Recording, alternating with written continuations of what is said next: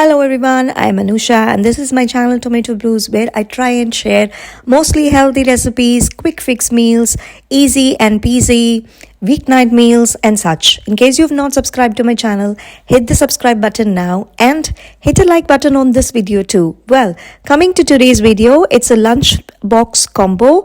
We're going to be making a spinach and edamame rice in the instant pot along with a tangy tomato raita. We'll begin making the rice first.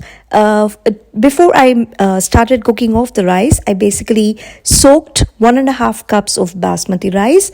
After washing it thoroughly, I'm soaking the rice for about 15 minutes today.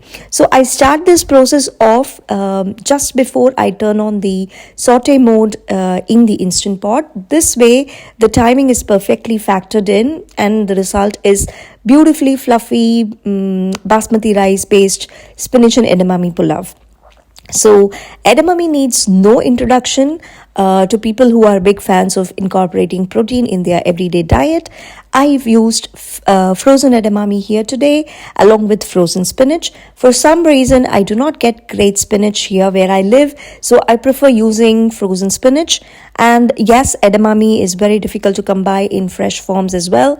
And hey, frozen veggies are really great in terms of nutrition. So yes, they are my go-to savior.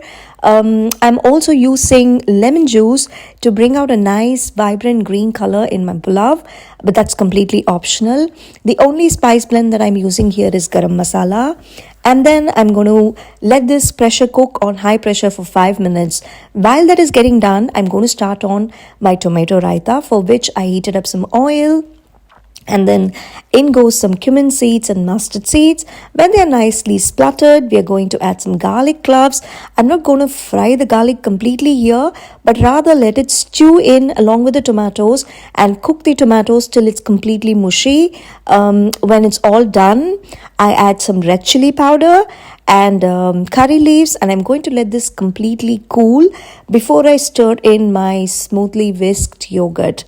This step is really crucial because if you add yogurt to something hot, there's a very good chance that the mixture will curdle. So that's it. Our tomato raita is now ready to be packed. This raita also tastes very good with teplas and just plain rice. It's a insider tip from me. So yes, I did a quick pressure release like I've mentioned in the subtitles, and this is how our spinach edamame rice looks like. You could also use short grained rice if you prefer, but obviously the timing will greatly change if you're using short grained rice. And be careful while measuring the rice and water. This is crucial in getting that perfect grainy fluffy rice texture. So I'm packing this along with some nuts and persimmons for a complete treat. And yes, you see me clicking a picture for a photo as my thumbnail. That's about it. We'll see you all soon with another video.